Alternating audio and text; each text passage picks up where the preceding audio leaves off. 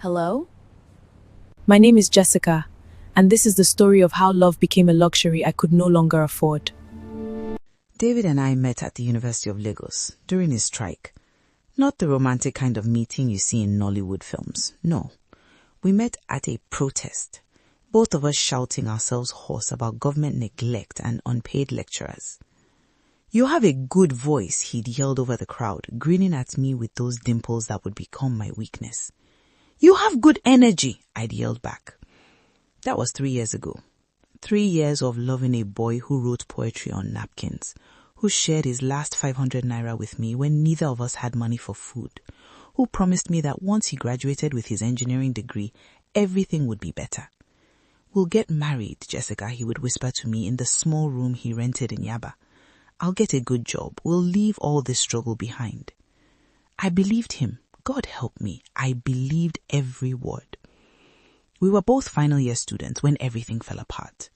David's father, a civil servant in Ibadan, died suddenly. Heart attack. Just like that, the small support David received every month vanished.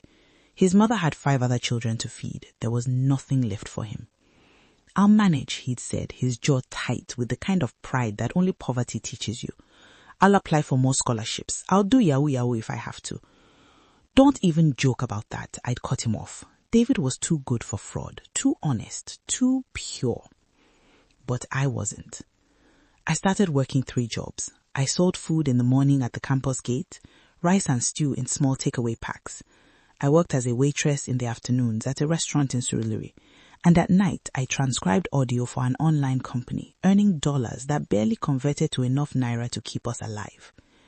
We were surviving, barely, but we were together. Then I got pregnant. I took the test in a public toilet at the Lagos Island bus stop. 2 lines, clear as day, clear as the end of everything I'd been working toward. I was 23 years old. I was 6 months away from graduating. I was so tired that sometimes I fell asleep standing up on the bus. And now I was pregnant. I didn't tell David immediately. How could I? He was drowning in his own struggles. His project supervisor was demanding 50,000 naira for facilitation fees, or he'd fail his final year project. David had been applying for loans, begging relatives, doing everything possible to find the money. Adding a pregnancy to that equation felt like throwing a drowning man an anchor. So I kept it to myself. For 2 weeks, I carried that secret like a stone in my chest, getting sicker, getting weaker, trying to figure out what to do. That's when I got the eviction notice. My landlord, a pot-bellied man who smelled like palm wine and entitlement, knocked on my door at 6 a.m. "Jessica, you are 3 months behind on rent. I've been patient, but enough is enough. You have 1 week to pay 75,000 naira or you're out." 75,000 naira might as well have needed 75 million. "Please, sir, just give me 2 more weeks. 1 week, and don't beg me without your fine face. I'm a businessman, not a charity." The door slammed. I sat on my mattress, the only furniture I owned, and finally let myself cry. That evening I went to see David. I needed to tell him everything. I needed to hear him say it would be okay, even if we both knew it wouldn't. But when I got to his place, I found him on the floor, his head in his hands, surrounded by rejection letters from every rejection company in Lagos. "They all said no," he whispered. "Every single one. I'm going to fail. After all this struggle, I'm going to fail." I knelt beside him, held him while he cried, and swallowed my own crisis like poison. "You're not going to fail," I said firmly. "We'll find the money, I promise." I left his place that night without telling him about the baby, without telling him about the eviction, without telling him that I was drowning just as badly as he was. Because that's what love was, I thought. Protecting someone from your pain, even when you're breaking. The strange number called me on a Wednesday evening. I was on my way back from my waitressing shift, packed like sardines in a downfall bus that smelled of sweat and desperation. "Hello, is this Jessica?" A woman's voice, smooth, confident, rich. "Yes, who is this?" "My name is Mrs. Williams. I got your number from a mutual friend. I have a business proposition for you." I almost hung up. In Lagos, business propositions from strangers usually meant trouble. I'm not interested. I'll pay you 2 million naira. The boss hit a pothole. Someone's elbow jabbed my ribs, but all I could hear was that number echoing in my head. For what? I asked carefully. To be a surrogate, I need someone young, healthy, and intelligent to carry a baby for me. I've seen your profile. You are a UNLAG student, you are healthy, and you are in need of money. Am I wrong? She wasn't wrong. I need to think about it. Of course, but think quickly. I have other candidates. Here's my offer. 500,000 naira upfront, the rest when you deliver. All medical expenses covered. You will live in my guest house during the pregnancy, free accommodation, free food, free everything. And when it's done, you walk away with enough money to change your life. She gave me an address in Ikoyi and told me to come the next day if I was interested. I went home to the small room I was about to be evicted from, and I did the math. 2 million naira would cover my rent for 2 years, would pay David's project fees, would set us up for graduation, would give our baby, the one growing inside me right now, a fighting chance. But it would also mean lying to everyone I loved. It would mean carrying someone else's child while pregnant with my own.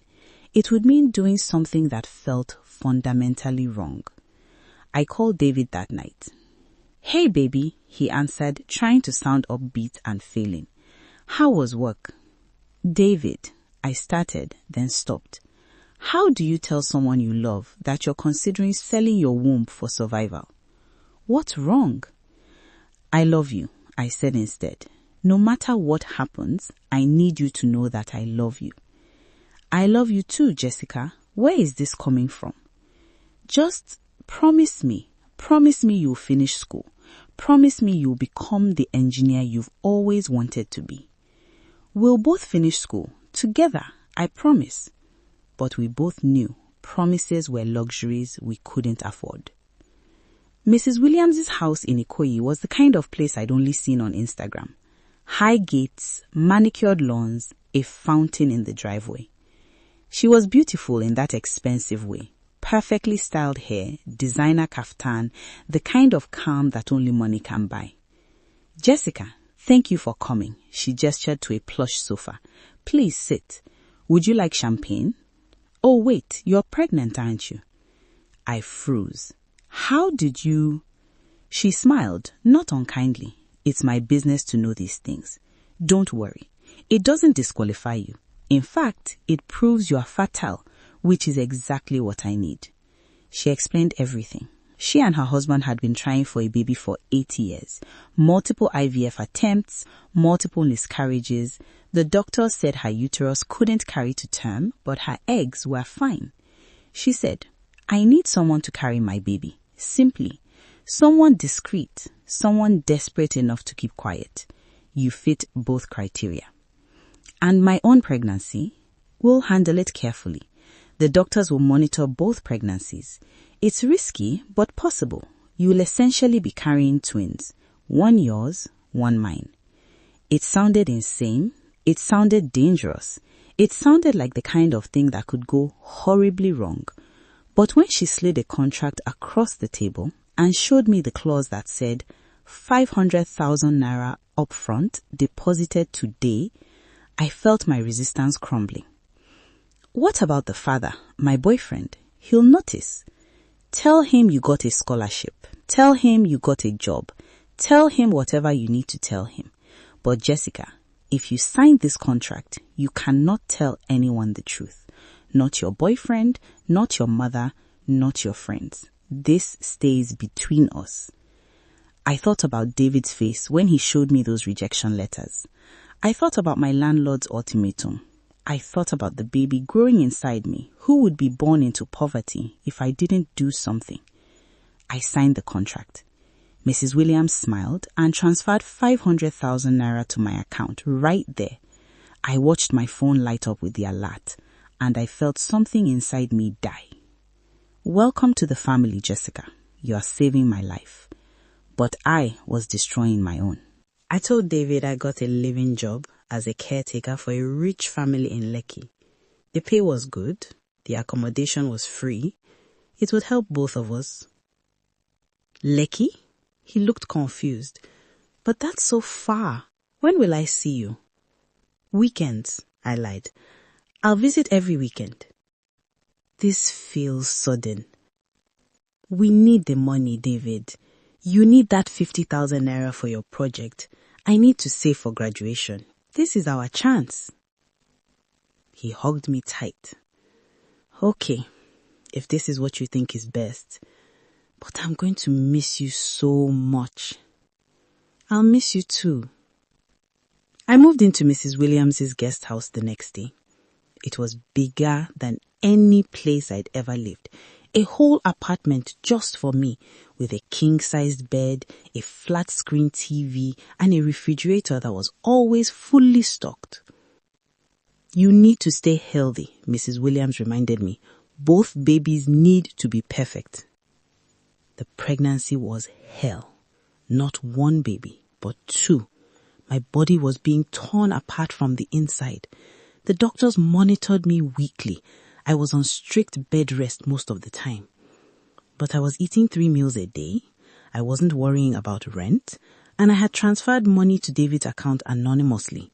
He thought it was from a loan company that finally approved him. Jessica, something amazing happened, he called me one weekend, his voice bright with hope. I got the money for my project. Some company approved my loan application. Can you believe it? That's wonderful, baby. Everything's falling into place. After we graduate, I'm going to marry you properly. I'm going to give you everything you deserve. I pressed my hand to my swollen bellies, and said nothing. I went into labor 7 months into the pregnancy. Premature, dangerous, the kind of labor that makes doctors panic. Mrs. Williams rushed me to a private hospital in Victoria Island, the kind that don't ask questions if you have enough money. Save my baby, Mrs. Williams told the doctor. Not babies, baby, singular. I wanted to scream. I wanted to tell them that there were 2 lives at stake. But the contract I had signed gave Mrs. Williams medical power of attorney. She made the decisions. The labor lasted 14 hours. I've never known pain like that. I was being ripped apart, and all I could think was, I'm going to lose them both. I'm going to lose everything. But I didn't. At 3:47 a.m., I gave birth to a baby girl, Mrs. Williams' daughter, 2.5 kilograms, healthy, perfect. At 3:52 a.m., I gave birth to a baby boy, my son, David's son, 1.8 kilograms, struggling to breathe.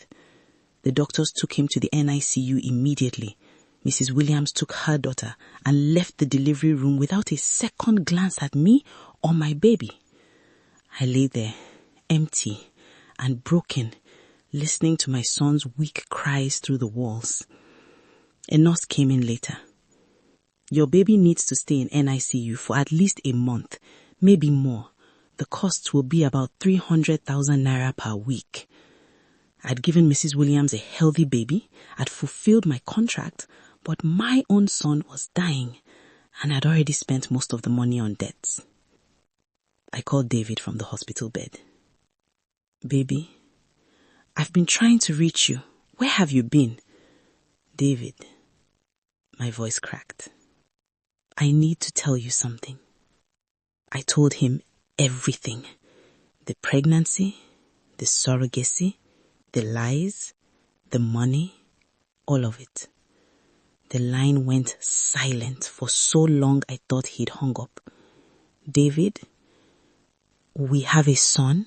His voice was barely a whisper. Yes, he's in NICU. He's fighting for his life. And I don't have enough money left to... I'm coming right now. What hospital? He arrived 3 hours later, still in his project presentation clothes, looking like he'd run the entire way from Yaba to Victoria Island. The nurse let him into the NICU. I watched through the window as he approached the tiny incubator, as he saw his son for the first time. He was crying. This man who never cried, who carried the weight of the world without complaint, was sobbing as he pressed his hand against the glass. When he came out, he didn't yell, he didn't accuse, he just pulled me into his arms. "Why didn't you tell me?" he whispered. "Why didn't you tell me you were pregnant?" "Because you had your own problems, because I thought I could handle it, because I thought survival meant doing it alone." We are supposed to survive together, Jessica. That's what love means. I thought love meant protecting you. Love means trusting me. Love means letting me choose to struggle with you instead of forcing me to watch you break alone. We stood there in that hospital hallway, holding each other, while our son fought for his life 10 meters away. "What do we do now?" I asked. "We fight," David said simply.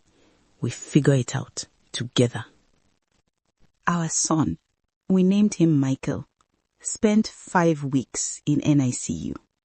David sold his laptop, his phone, everything he owned. I used the last of Mrs. Williams's money. Our friends ran a GoFundMe that raised 150,000 naira. It wasn't enough, but it was something.